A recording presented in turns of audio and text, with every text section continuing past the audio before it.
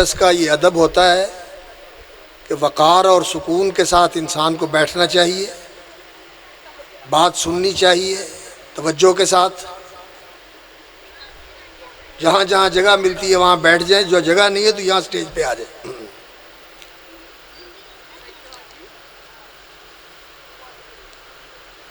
میں زیادہ لمبی بات نہیں کروں گا، چند ایک باتیں عرض کرنا چاہتا ہوں۔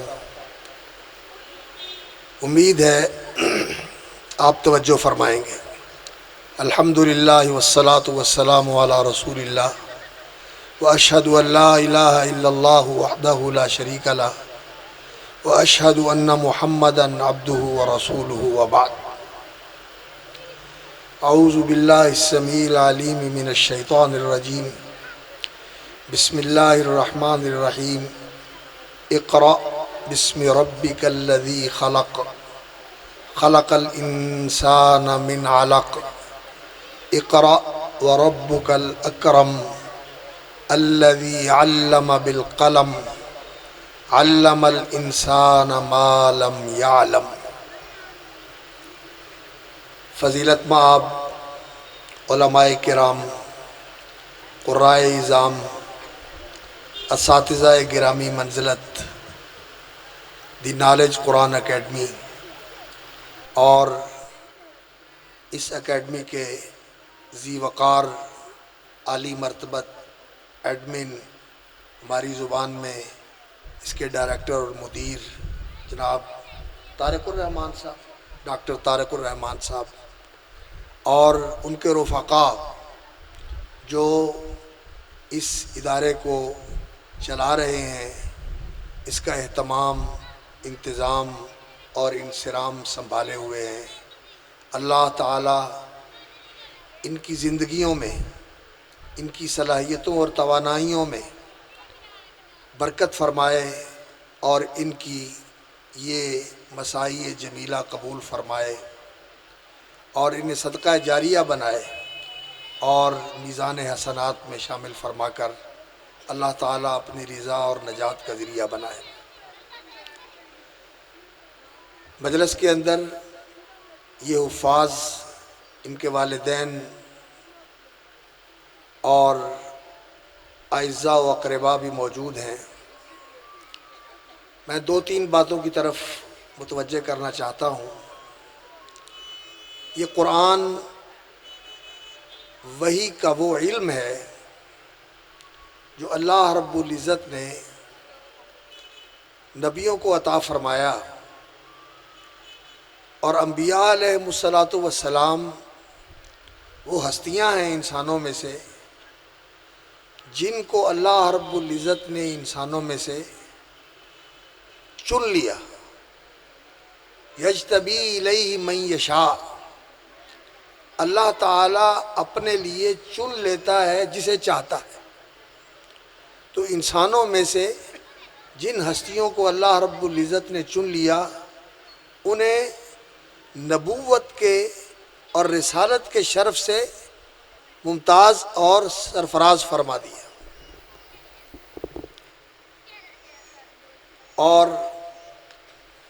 نبیوں میں سب سے پہلے جس ہستی کی نبوت کا فیصلہ فرمایا گیا، وہ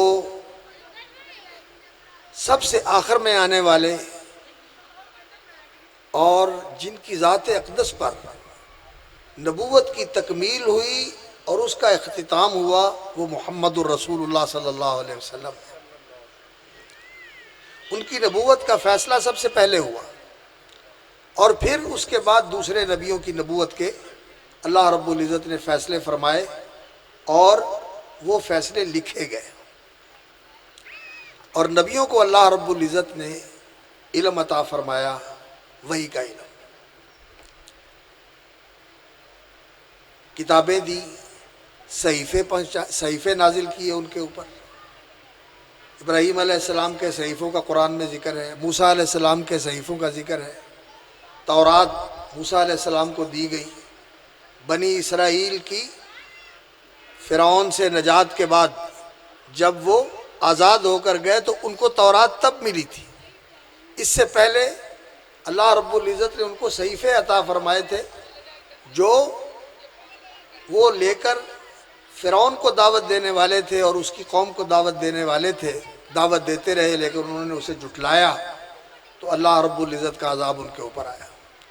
اسی طرح ابراہیم علیہ السلام کو بھی اللہ نے صحیفے عطا فرمائے، اور بھی کتابیں اللہ رب العزت نے نازل فرمائی لیکن ان کا ذکر اللہ تعالیٰ نے فرمایا نہیں ہے۔ لیکن 4 کتابیں مشہور ہیں، تورات، زبور، انجیل اور قرآن۔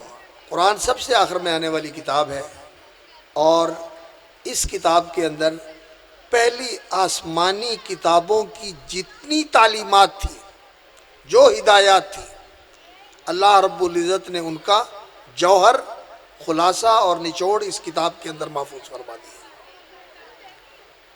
اور اللہ رب العزت نے یہ وحی جو اللہ رب العزت کا پیغام ہے اللہ کے بندوں کے نام، اس پیغام کو اللہ سے لے کر ان انبیاء اور رسل تک پہنچانے کے لیے فرشتوں میں سے بھی انتخاب فرمایا، اور جن کو اللہ رب العزت نے انسانوں میں سے انتخاب فرمایا تھا، انبیاء و رسل، وہ فرشتے اللہ رب العزت کے ان تک پیغام لے کے آتے رہے، اور ان وحی کے اوپر جن کی اللہ رب العزت نے ڈیوٹی لگائی ہوئی ہے، ان کے سردار حضرت جبریل امین ہیں علیہ الصلاۃ والسلام، جن کو روح القدس کہا جاتا ہے، روح الامین کہا جاتا ہے۔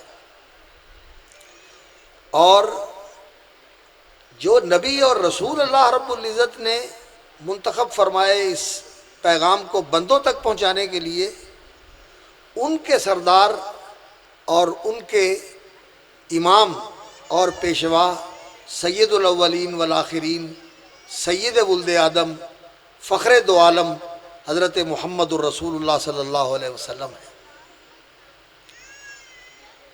اور اللہ رب العزت نے یہ وحی جو انبیاء علیہ الصلوۃ والسلام کو پر نازل فرمائی اور یہ علم جو ان کو عطا فرمایا، یہ علم بہت اونچا علم ہے، بہت اونچا علم ہے۔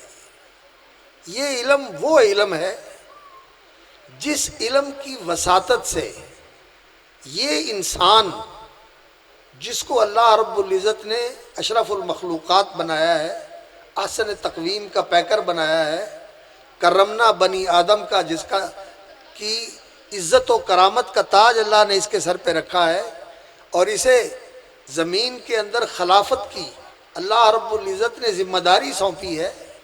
یہ انسان اس درجے کا انسان بنتا ہے کہ وہ اس کرامت کا مستحق بن سکے اور وہ یہ خلافت کی ذمہ داری پوری کر سکے، اور اس خلافت کی ذمہ داری پوری کرنے کے بعد اور وہ انسانی کمالات اپنے اندر پیدا کرنے کے بعد اس لازوال بادشاہت کا وارث بن سکے۔ ہر انسان، ہر مرد اور ہر خاتون اس لازوال بادشاہت کا وارث بن سکے جو بادشاہت اللہ رب العزت نے جنت کی صورت میں تیار فرمائی ہوئی ہے۔ وہ بادشاہت ہے، وہ مملکت ہے، اور وہ مقام ہے کہ اس دنیا کے اندر کوئی بھی انسان، پہلے دور کا، درمیانے زمانے کا، آج 21ویں صدی کا، آنے والے زمانوں کا، کوئی انسان بھی جو کچھ اللہ رب العزت نے اس بادشاہت کے اندر اس انسان کے لیے تیار کیا ہوا ہے، وہ اس کا تصور اور تخیل بھی نہیں کر سکتا۔ وہ اللہ رب العزت نے تیار کیا ہوا ہے، اور یہ علم، وحی کا علم، یہ قرآن کا علم، یہ وہ علم ہے جو اس انسان کو اس بادشاہت کے حصول کے لیے اور اس کی وراثت کے لیے تیار کرنے والا علم ہے۔ یہ سب سے اونچا علم ہے، یہ سب سے اعلیٰ اور افضل علم ہے۔ اس لیے یہ علم سکھاتے ہوئے، یہ علم پڑھاتے ہوئے، اس علم سے متعلمین اور طلبہ کو آراستہ کرتے ہوئے یہ شعور ان کے اندر پختہ کرنا چاہیے کہ تم نے کیا بننا ہے. تم نے جنت کا وارث بننا ہے، تم نے جنت کی بادشاہی کا وارث بننا ہے، اور تم نے انسانیت کے اعلیٰ ترین مدارج تک ترقی کرنی ہے.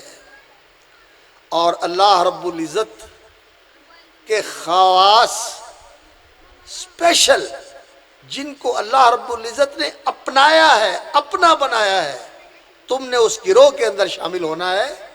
اس لیے اپنے آپ کو سنبھال کے رکھو. اور خوش نصیب ہیں وہ والدین جو اپنی اولاد کو اس مقام تک پہنچنے کے لیے وقف کرتے ہیں اور انہیں تیار کر کے اس طرح کی اکیڈمیوں میں اور اس طرح کے مدارس میں اور اس طرح کے مکاتب حلقات قرآنیہ میں بھیجتے ہیں. اور یہاں جو پڑھانے والے اساتذہ ہیں انہیں ان طلباء کے اندر یہ شعور، یہ ادراک، بے شک بچے ہیں، یہ چیز بٹھا دینی چاہیے. اور ان بچوں کے اس عمر کے اندر 5-6 سال کی عمر سے لے کر بلکہ اس سے پہلے ماں کی گود میں، اللہ اکبر، آج تو انسان نے اس بات کو دریافت کر لیا کہ جب بچہ ماں کے پیٹ میں ہوتا ہے تو ماں کی سوچوں کا بھی اس کے اوپر اثر ہوتا ہے.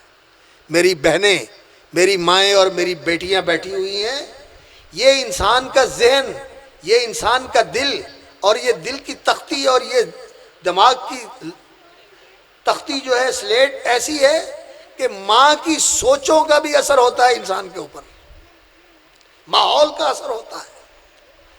تو انسان کی تعلیم اور تربیت تو وہیں سے شروع ہو جاتی ہے جب اس کی تخلیق ہو رہی ہوتی ہے، اور جب وہ بڑھ رہا ہوتا ہے، اور جب وہ نمو کے مرحلے کے اندر ہوتا ہے. اور پھر جب وہ باہر آتا ہے تو وہ جو چیزیں پہلے سے وہاں سٹور ہوئی ہوتی ہیں وہ اجاگر ہونی شروع ہو جاتی ہے. خیر بات لمبی نہ ہو، اس لیے میں عرض کرتا ہوں کہ ماں کی گود یہ پہلی تربیت گاہ ہے، اور باپ یہ پہلا مربی ہوتا ہے. بچے کی تربیت ماں اور باپ کی ذمہ داری ہے. بچوں کو کھلا دینا، انہیں پہنا دینا، اور ان کی خواہشیں اور ان کے تقاضے اور ان کی فرمائشیں پوری کر دینا، یہی محبت نہیں ہے. بلکہ اصل محبت یہ ہے کہ انہیں صحیح انسان بنایا جائے، ایسا انسان بنایا جائے جو آپ کی آنکھوں کی ٹھنڈک بنے، آپ کے دل کی راحت کا باعث بنے، اور آپ جب چلے جائیں اس دنیا سے تو اس کی نیکیاں آپ کے نامہ عمل میں شامل ہوتی رہیں. سب سے پہلی تربیت کی ذمہ داری والدین کی ہوتی ہے. اور اس کے بعد پھر جب وہ اس بچے کو اسکول اور مدرسے کے اندر قرآنی تعلیم کی اکیڈمی کے اندر لے کے آتے ہیں تو پھر اساتذہ کی یہ ذمہ داری ہوتی ہے کہ یہ ایمان اور یقین ان کے اندر راسخ کریں. صحابہ کہتے ہیں تعلمنا الایمان ثم تعلمنا القرآن، ہم نے ایمان پہلے سیکھا، قرآن اس کے بعد سیکھا. اور جب قرآن سیکھا تو فزددنا بھی ایمانا، تو پھر ہمارا ایمان بڑھتا چلا گیا.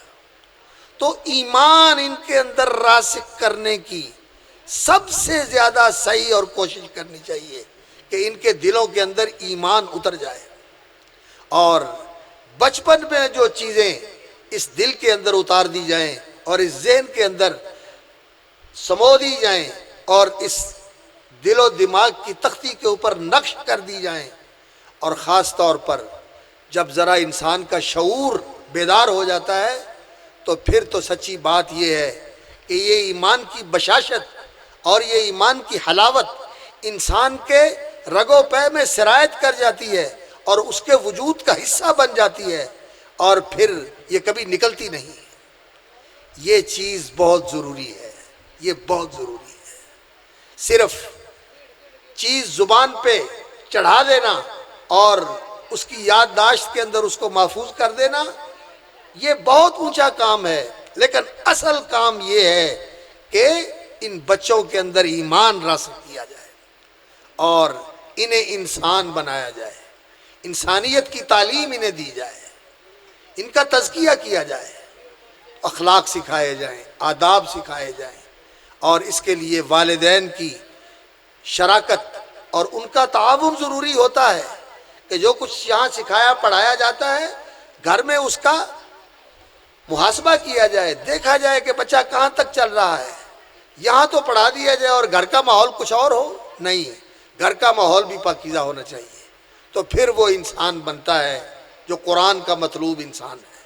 اور جو قرآن کا مطلوب انسان ہے اس کا سب سے اعلیٰ اور سب سے اکمل اور سب سے افضل نمونہ اور ماڈل، رول ماڈل، آئیڈیل شخصیت وہ محمد الرسول اللہ صلی اللہ علیہ وسلم کی ذات گرامی ہے۔ قرآن کیسا انسان چاہتا ہے، اس کو عملی زندگی کے اندر، اس کو دنیا کے اندر چلتا پھرتا، بولتا چالتا اور زندگی کی مصروفیات کے اندر مشغول دیکھنا چاہتے ہیں، تو آپ کے سامنے نمونہ ہے محمد رسول اللہ صلی اللہ علیہ وسلم کی ذات اقدس۔ ان کو سامنے رکھ کر اپنے آپ کو اس کے مطابق بنانا اور اس کے مطابق ڈھالنا اور اس کے مطابق اپنے اندر تبدیلی لے کے آنا، جو کمزوریاں ہیں انہیں امپروو کرنا، جو خوبیاں ہیں ان کو اور زیادہ بڑھانے کی کوشش کرنا، اور اپنے آپ کو بچا کے رکھنا کہ ماحول کی آلودگیاں انسان کے اوپر اثر انداز نہ ہو سکے۔ قرآن کی تعلیم کا اصل مقصد یہ ہے۔ قرآن یہ کتاب تزکیہ ہے، یہ کتاب تربیہ ہے، یہ انسان کو انسان بنانے والی کتاب ہے، اور انسان کو ان اعلیٰ مدارج تک پہنچانے والی کتاب ہے، جیسا کہ رسول اللہ صلی اللہ علیہ وسلم نے فرمایا ان اللہ یرفع بہذا الکتاب اقواما، اللہ تعالیٰ اس کتاب کے ذریعے غریب گھر کے، بہت معمولی خاندان کے، جن کو کوئی جانتا نہیں، جن کی کوئی سوسائٹی کے اندر حیثیت نہیں، وہاں سے ایک بچہ نکلتا ہے اور قرآن مجید کا حافظ بنتا ہے، اور پھر وہ قرآن مجید کی خدمت کرتا ہے اور وہ امت کا امام بن جاتا ہے۔ یرفع بہ اقواما ویضع بہ آخرین، اور پھر جو لوگ اس سے اعراض کرتے ہیں، اس سے منہ موڑتے ہیں، اللہ تعالیٰ انہیں پستیوں کی طرف دھکیل دیتے ہیں۔ قرآن سے ٹوٹ کر کوئی عزت و عظمت حاصل نہیں کر سکتا۔ عزت و عظمت اسے ملے گی جو قرآن سے جڑے گا، اور قرآن سے جڑنا صرف اس کے الفاظ سے جڑنا نہیں، پیار سے چوم لینا نہیں، آنکھوں اور سینے سے لگا لینا نہیں، جزدان میں سجا کے اوپر رکھ دینا نہیں، صرف یہ جڑنا نہیں۔ قرآن سے جڑنا یہ ہے کہ انسان اپنے اس قرآن مجید کو اپنی زندگی کی گائیڈ بک بنا لے، رہنما کتاب بنا لے، اسے دیکھ دیکھ کے، اس سے پوچھ پوچھ کے چلے۔ یہ کتاب ہدایت ہے، اور یہ سب کے لیے ہے، حافظوں کے لیے بھی ہے، علماء کے لیے بھی ہے، ماں باپ کے لیے بھی ہے، عوام کے لیے بھی ہے۔ تو یہ چیز ان طلباء کے اندر پیدا کرنے کی کوشش کرنی چاہیے۔ اور دی نالج، العلم، یہ العلم جو ہے یہ وحی کا علم ہے، اور یہ سب سے اعلیٰ اور افضل علم ہے، اور یہ آدم گری کا علم ہے، یہ انسان سازی کا علم ہے، اور اس انسان کے اندر جو خفیہ اور پوشیدہ صلاحیتیں اللہ رب العزت نے رکھی ہوئی ہیں ان کو پروان چڑھانے کا علم ہے، تربیت کے ساتھ اور تزکیہ کے ساتھ۔ اس لیے یہ سب سے اعلیٰ اور اونچا علم ہے۔ اور باقی اسکول کی تعلیم، سائنس کی، ٹیکنالوجی کی، میڈیکل کی، انجینئرنگ کی، جو بھی تعلیم کے شعبے ہیں، یہ ساری تعلیمات اس لیے ہیں کہ انسان اس خلافت ارضی کی ذمہ داریاں پوری کر سکے۔ ضروری ہے، سیکھنے چاہیے، پڑھانے چاہیے، یہ علم سیکھنے، پڑھنے، پڑھانے ضروری ہیں خلافت کی ذمہ داریاں پوری کرنے کے لیے۔ لیکن یہ زمین اور یہ زمین کی خلافت ایک وقت تک کے لیے ہے، اور اس کے بعد یہ بندہ بھی نہیں رہے گا، یہ زمین بھی نہیں رہے گی، یہ جان بھی نہیں رہے گا۔ اصل زندگی اگلی زندگی ہے۔ اس زندگی کے لیے اس انسان کو تیار کرنا کہ اس جنت کا وارث بن سکے جو اللہ رب العزت نے اس انسان کے لیے بنائی ہے، کہ یہ اس کا بادشاہ بنے، وہاں ہر ایک انسان بادشاہ۔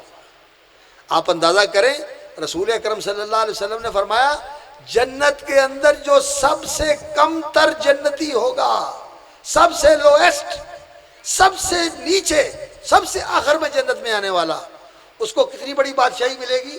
اس دنیا سے 10 گنا بڑی بادشاہی، اس پوری دنیا سے 10 گنا بڑی بادشاہی اللہ رب العزت اس کو عطا فرمائے۔ تو جنت کے وارثوں کو مبارک ہو، اور اپنے آپ کو اس کا وارث اور اس کا اہل ثابت کریں، اس کے لیے اپنے اندر وہ صفات پیدا کریں جو ایک صاحب قرآن کی صفات ہیں۔ اس لیے ایک کتاب ہے اخلاق و حملۃ القرآن، اس کا اردو میں ترجمہ بھی ہے، اور ایک مختصر بھی اس کا ابھی شائع ہوا ہے۔ تو وہ اساتذہ طلبہ اس کا درس لیتے رہیں، اس کو پڑھتے رہا کریں کہ حامل قرآن کو کیسا ہونا چاہیے۔ نمونہ تو میں نے بتا دیا، محمد الرسول اللہ صلی اللہ علیہ وسلم اور آپ کے صحابہ، یہ ہمارے لیے رول ماڈل اور آئیڈیل ہیں۔ اللہ کے رسول امام اور صحابہ ان کی جماعت، ہمیں اس دور میں ان جیسے بننے کی کوشش کرنی ہے۔ اور قرآن رہنمائی کی کتاب ہے، یہ انسان کی پوری رہنمائی کرتا ہے۔ آج ہم پریشان ہیں کہ اختلافات ہیں، کوئی کیا کہتا ہے، کوئی کیا کہتا ہے۔ میرے بزرگ بھی بیٹھے ہوئے ہیں اور قابل احترام خواتین بھی تشریف فرما ہیں، تو ان اختلافات کو ختم کرنے کے لیے یہ رہنما آپ کے پاس موجود ہے۔ قرآن مجید کی تلاوت ثواب کے لیے کرتے ہو، اصالے ثواب کے لیے کرتے ہو، قرآن مجید کی تلاوت اس لیے بھی کیا کرو، ترجمے کے ساتھ کیا کرو، ترجمہ پڑھ کے کہ میرے رب نے میرے لیے کیا رہنمائی نازل فرمائی، اور یقین جانیے کہ آسان ہے۔ وَلَقَدْ يَسَّرْنَا الْقُرْآنَ لِلذِّكْرِ، اللہ نے قسم اٹھا کے کہا ہے کہ ہم نے نصیحت حاصل کرنے کے لیے قرآن کو بالکل آسان بنا دیا ہے کوئی نصیحت حاصل کرنے والا؟ زندگی کے مسئلے حل ہو جاتے ہیں اگر انسان قرآن کی طرف رجوع کرے، عقیدے کی گرہیں کھل جاتی ہیں، اختلافات ختم ہو جاتے ہیں، راستہ واضح ہو جاتا ہے۔ قرآن وہ راستہ بتاتا ہے، ان ھذا القرآن یہدی للتی ہی اقوم۔ اس لیے میں حضرات سے بھی اور خواتین سے بھی یہ درخواست کروں گا کہ ترجمے کے ساتھ قرآن کی تلاوت کیا کریں، تفسیر کو رہنے دیں، سادہ قرآن کا ترجمہ پڑھیں، انشاءاللہ العزیز آپ دیکھیں گے کہ آپ کی گرہیں کھلتی جا رہی ہیں، الجھنیں دور ہوتی چلی جا رہی ہیں، اور قرآن سے شفا حاصل کریں۔ قرآن جہاں پڑھا جاتا ہے اور جہاں قرآن سنا جاتا ہے، وہاں اللہ رب العزت کی طرف سے رحمتیں اور شفا کے اللہ رب العزت عطیہ نازل فرماتا ہے۔ شفاء لما فی الصدور، قل هو للذین آمنوا ھدی وشفاء، یہ قرآن مجید شفا ہے علاج کے لیے۔ نبی صلی اللہ علیہ وسلم نے فرمایا 2 چیزیں ہیں، ان کے ذریعے اپنی بیماریوں کا علاج کیا کرو، ایک قرآن اور دوسرا شہد۔ شہد کا استعمال کرو اگر خالص مل جائے، اور قرآن مجید پڑھو اور اس پر عمل کرو، اس سے شفا ملتی ہے، آئی ہوئی بیماری سے بھی شفا ملتی ہے، اور جو آنے والی ہے اس سے بھی قرآن مجید کے پڑھنے کے ساتھ اللہ تعالیٰ سیکیور کر دیتے ہیں انسان کو، پہلے محفوظ ہو جاتا ہے انسان، بیماری آتی نہیں۔ اور وہ بیماریاں جو شکوک و شبہات کی ہیں، اور وہ بیماریاں جو آج کل لا علاج ہوئی ہیں، ڈپریشن کی، ڈپریشن، ذہنی امراض، ان کا علاج اس قرآن کے اندر ہے۔ الا بذکر اللہ تطمئن القلوب، دلوں کا اطمینان، ذہنوں کا سکون اس قرآن کے ساتھ ملتا ہے۔ تو اس لیے قرآن کی طرف آئیں، قرآن سے جڑیں، قرآن پڑھیں، اور صرف پڑھنا نہیں، پڑھیں، سمجھیں اور عمل کریں۔ اللہ رب العزت نے فرمایا اقرا، پڑھیے اس کتاب کو، اور یہ کتاب وہ علم لے کے آئی ہے جہاں تک انسان کی رسائی نہیں ہو سکتی۔ یہ علم اللہ کے سکھائے بغیر انسان کو نہیں آتا۔ یونان کے فلسفی، ایران کے فلسفی، آج کے فلاسفر یہ جاہل ہیں، انہیں انسانیت کا علم نہیں آیا۔ بے شک نفسیات کی بہت ساری کتابیں لکھی گئی ہیں، لیکن یہ ابھی تک انسان کو سمجھ نہیں سکے۔ انسان کی انسانیت تب ہی بنے گی اگر وہ قرآن کی تعلیم کے مطابق بنائی جائے گی، وگرنہ یہ انسان شیطان بنے گا یا حیوان بنے گا، درندہ بنے گا، یا پھر یہ اتنا اتنا گھٹیا بن جائے گا کہ حیوان بھی اس سطح پہ نہیں پہنچتا جس سطح پہ انسان پہنچ جاتا ہے۔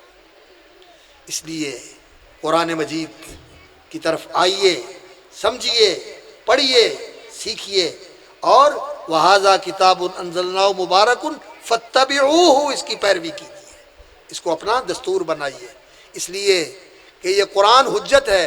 اگر اس کے مطابق عمل ہے تو آپ کے پاس قرآن ہے، اللہ کی بارگاہ میں پیش ہوں گے، قرآن آپ کی سفارش بھی کرے گا، آپ کی وکالت بھی کرے گا، آپ کا مقدمہ لڑے گا وہاں اللہ کی بارگاہ میں۔ سورہ بقرہ اور سورہ آل عمران تو حاجان یا اصحابہما، جو عمل کرنے والے ہیں سورہ بقرہ اور آل عمران آئیں گی، ان کے اوپر سایہ فگن ہوں گی، ان کے اوپر سائبان بن کے سایہ کر رہی ہوں گی، اور اللہ کی بارگاہ میں یہ دونوں صورتیں اس کی طرف سے، اپنے پڑھنے والے اور عمل کرنے والے کی طرف سے اللہ کی بارگاہ میں وکالت کرے گی، اور اس کا مقدمہ لڑے گی کہ یا اللہ اس کی نجات کا اور اس کی جنت کے اندر جانے کا فیصلہ فرما دے۔ اس لیے ہمیں قرآن سے جڑنے کی ضرورت ہے۔ یقین جانیے ہم قرآن سے بہت دور ہیں۔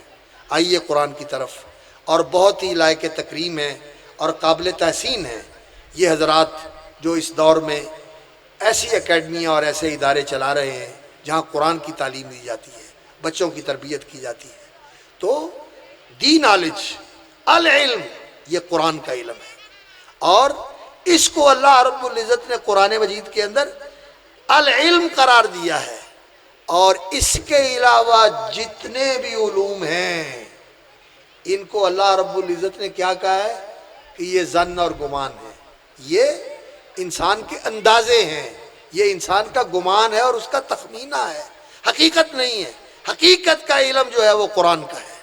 تو قرآن کے ساتھ قرآن کی تعلیمات اور اس کے ترجمہ، اور بہت ہی اچھا ہو اگر عربی زبان کی استعداد جو ہے وہ ان طلباء کے اندر پیدا کرنے کی کوشش کی جائے، ساتھ ساتھ عربی زبان سکھائی جائے، تاکہ یہ ترجمے کے بغیر قرآن سمجھنے والے ہوں۔ بہت ہی اچھا ہو، یہ کوئی تجربہ مشکل نہیں ہے، بچوں کو زبانیں سکھائی جا سکتی ہیں۔ انگریزی سکھاتے ہیں بچوں کو اور وہ سارا کچھ انگریزی میں پڑھتے ہیں، تو اگر یہاں عربی زبان بھی سکھانے کا اہتمام کر لیا جائے، اور آہستہ آہستہ تھوڑے ہی عرصے میں دیکھیں گے آپ کہ اردو زبان کے اندر قرآن مجید کے بہت سارے الفاظ ہیں جو ہم عربی کے اردو میں استعمال کرتے ہیں، اور عربی تھوڑی سی سکھائیں گے تو ان بچوں کو قرآن سمجھ آنا شروع ہو جائے گا۔ اور میں بہت ہی مبارکباد پیش کرتا ہوں اور ہدیہ تبریک کے ساتھ دل کی گہرائی سے دعا کرتا ہوں محترم ڈاکٹر صاحب اور قاری بلال صاحب اور ان کے دیگر رفقا جو اس ادارے کے اندر کام کر رہے ہیں، اساتذہ کرام، ان کے لیے کہ اللہ موفق ہوں وسدد ہوں، یا اللہ ان کو توفیق عطا فرما، ان کی دستگیری فرما، اور یا اللہ ان کے لیے آسانیاں پیدا فرما، اور یا اللہ اس کام کو قبول فرما، اور دین کے احیاء کے لیے، دین کے اقامت کے لیے اس کو ذریعہ اور بنیاد بنا۔ اور یہاں میں ایک بات اور عرض کرنا چاہتا ہوں کہ یہ لوگ جو کام کر رہے ہیں، یہ بچے ان کے لیے بھی صدقہ جاریہ ہیں اور اپنے والدین کے لیے بھی صدقہ جاریہ ہے۔ والدین کی تو اولاد ہے، ان کا سرمایہ ہے، اور انہوں نے ان کے اوپر محنت کی، اساتذہ نے اور انتظام کرنے والوں نے۔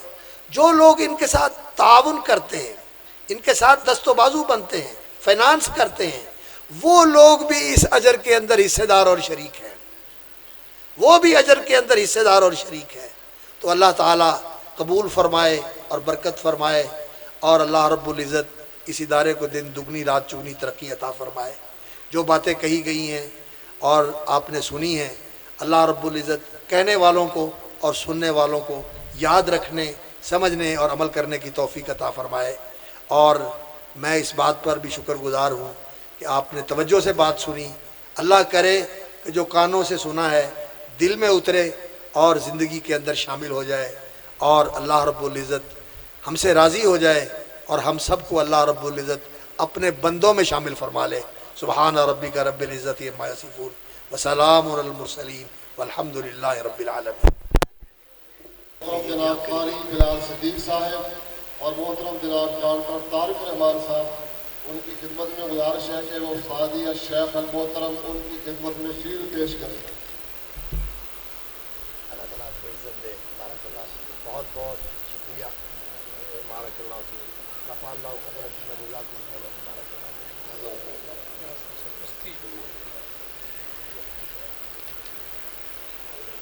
استاد جس سے میں گزارش کروں گا وہ دعا فرمائیں گے خصوصی انشاءاللہ.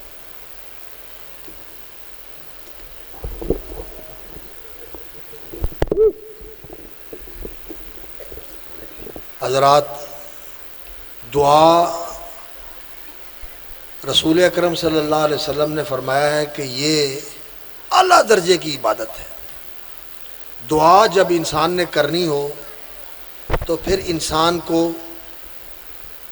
پوری اپنی دل کی توجہ اور دل کی شرکت کے ساتھ دعا کرنی چاہیے.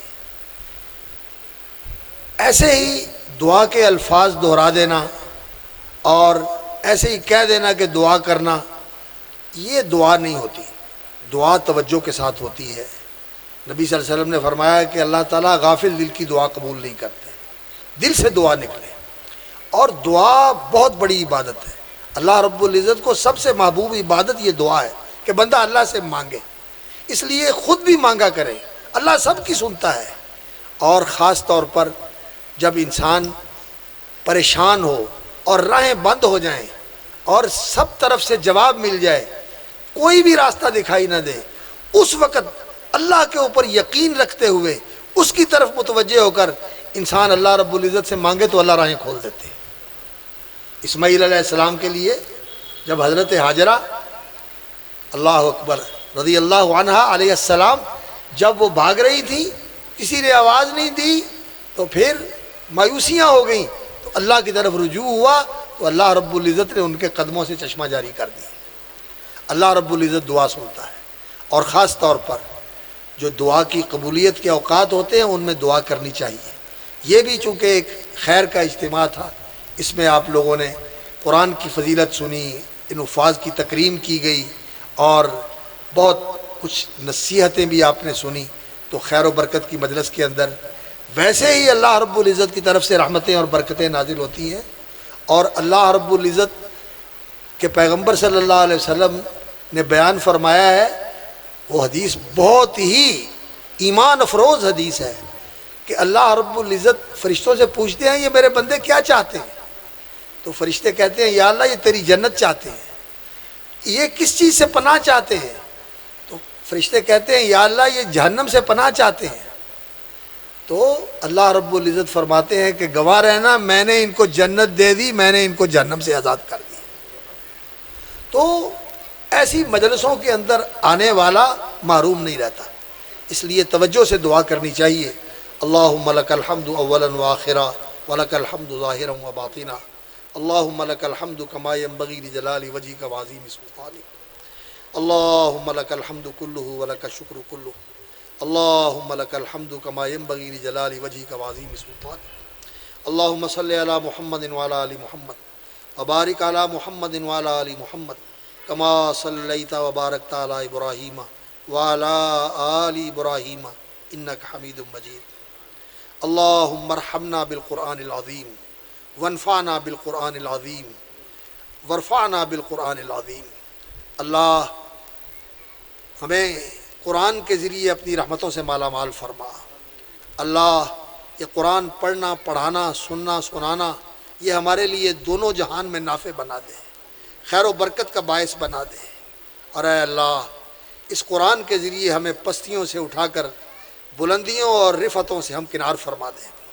ورفعنا بالقرآن العظیم ورحمنا بالقرآن العظیم. اللہ قرآن کی تلاوت کی توفیق عرضہ فرما اور قرآن کی اتباع اور عمل کی توفیق عرضہ فرما. اللہ قرآن کو ہمارے لیے نور، حجت اور برہان بنا دے. نور اور ہمارے لیے امام بنا دے، ہمارے لیے سفارشی بنا دے. تیری بارگاہ میں ہمارے لیے سفارشی بنے. زندگی میں ہمارا رہنما ہو، قبر میں ہمارا ساتھی ہو، حشر میں ہمارا استقبال کرے اور ہمیں تیری بارگاہ میں لے کے آئے اور ہماری سفارش کرے. اور جو تو نے قاری قرآن، حامل قرآن اور عامل قرآن کے لیے عزتیں اور کرامتیں رکھی ہوئی ہیں، یا اللہ ان سے ہمیں مالا مال فرما دے، فیض یاب فرما دے، ہماری ان سے جھولیاں بھر دے. یا اللہ جن بچوں نے قرآن مجید حفظ کیا ہے، حفظ کی سعادت حاصل کی ہے، اللہ ان کو یاد رکھنے کی توفیق عطا فرما، انہیں قرآن کے مطابق اپنی زندگی ڈھالنے اور بنانے کی توفیق عطا فرما۔ اللہ انہیں اپنے والدین کے لیے آنکھوں کی ٹھنڈک بنا، دل کی راحت کا باعث بنا، اپنے اساتذہ کے لیے اور اس ادارے کی انتظامیہ کے لیے اور اس کے محسنین کے لیے انہیں صدقہ جاریہ بنا۔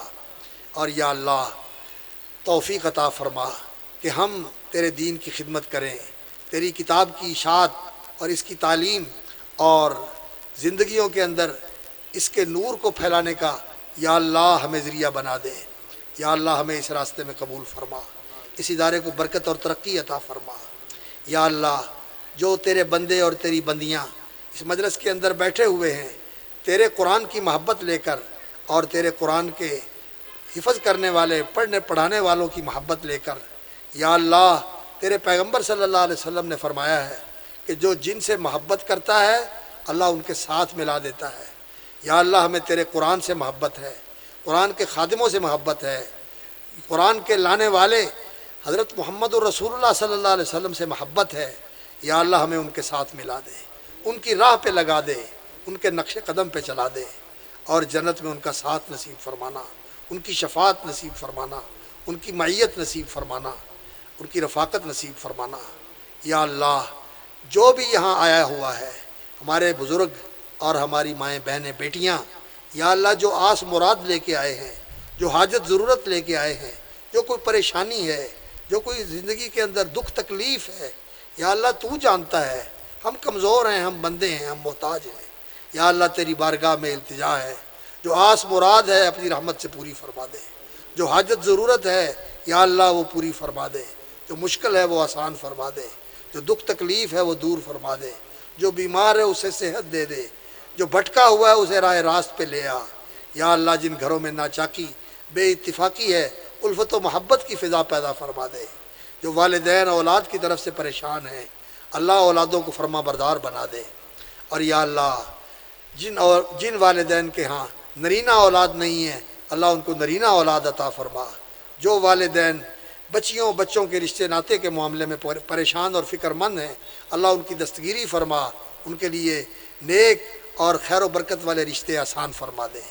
اللہ بچوں کے نصیب اچھے فرما، بالخصوص یا اللہ یہ بچوں نے حفظ کیا ہے قرآن مجید، انہیں قرآن مجید کے اوپر عمل کرنے کی توفیق عطا فرما، قرآن کی برکتوں سے، اپنی رحمتوں سے اور قرآن کے حاملوں کی عزتوں سے انہیں مالا مال فرما۔ اے اللہ ان کی حفاظت فرما، انہیں وہ حافظ بنا جو خاص تیرے بندے ہوتے ہیں، جن کو تو اپنا لیتا ہے، ان حفاظ کی صف میں شامل فرما، اور ہمیں بھی یا اللہ قرآن کے حافظوں میں، قرآن کے خادموں میں اور قرآن پر عمل کرنے والوں میں شامل فرما۔ اے اللہ جو مانگا ہے وہ بھی دے دے، جو نہیں مانگ سکے ہمیں تو مانگنا بھی نہیں آتا، تیرے علم میں بہتر ہے وہ بھی دے دے۔ اللہم انا نسألک ذکرک و شکرک و حسن عبادتک، اللہم انا علی ذکرک و شکرک و حسن عبادتک، اللہم انا نسألک ایمانا لا یرتد و نعیما لا ینفد و قرۃ عین لا تنفد ولا تنقطع و نسألک برد العیش بعد الموت و نسألک لذة النظر الی وجهک والشوق الی لقائک فی غیر ضراء مضرۃ ولا فتنۃ مضلہ۔ اللہ ہمارے گناہ بخش دے، اگلے پچھلے، چھوٹے بڑے، کھلے چھپے، دانستہ نادانستہ کیے ہوئے سارے ہی گناہ بخش دے۔ اللہم انا نستغفرک و نتوب الیک، اللہ ہم تیرے حضور، یا اللہ رات ڈھل گئی، آدھی رات کا وقت ہو گیا، یا اللہ تو اپنے بندوں کی دعائیں اور التجائیں سنتا ہے، کہ تیرے بندے اور تیری بندیاں تیرے حضور دست بدعا ہیں، یا اللہ ہماری التجائیں قبول فرما، اللہ اس ملک کی حفاظت فرما، اللہ اس کو بحرانوں سے نکال دے، سیاسی بحران، معاشی بحران، اخلاقی بحران، یا اللہ موسموں کی شدت اور پانی کا بحران، موسم کی سختی، یا اللہ ان بحرانوں سے اس ملک کو نکال دے، یا اللہ اس پہ رحم فرما، اس کے باسیوں پہ رحم فرما، اس کی حفاظت فرما، اس کو ترقی عطا فرما، دین کی راہ پہ چلنا نصیب فرما، اور دین کے نفاذ کی، شریعت کی تنفیذ کی راہیں آسان فرما، اور اسلام کی برکات سے مالا مال فرما۔ یا اللہ ہماری حفاظت فرما، ہمارے دین ایمان کی حفاظت فرما، مال جان عزت و آبرو کی حفاظت فرما، یا اللہ دین پہ استقامت نصیب فرما، اسلام والی زندگی نصیب فرمانا، ایمان کی سلامتی کے ساتھ اور عافیت کے ساتھ اس دنیا سے لے جانا، ایمان پہ خاتمہ فرمانا، توحید و سنت پہ خاتمہ فرمانا، نیکوں کے ساتھ ملانا۔ احینا مسلمین توفنا مسلمین والحقنا بالصالحین غیر خزایا ولا مفتونین۔ یا اللہ ہمارے ان بھائیوں کو جنہوں نے یہ اہتمام کیا ہے، یا اللہ ان کو بہت بہترین بدلے عطا فرما، دنیا میں بھی اور آخرت میں بھی، صدقہ جاریہ بنا ان کے لیے بھی، ان کے والدین کے لیے بھی اور ان کی نسلوں کے لیے بھی۔ اللہم ربنا تقبل منا انک انت السمیع العلیم، وصلی اللہ تعالی علی عبدی ورسولی محمد وعلی آلہ وصحبہ اجمعین، آمین یا رب العالمین برحمتک یا ارحم الراحمین۔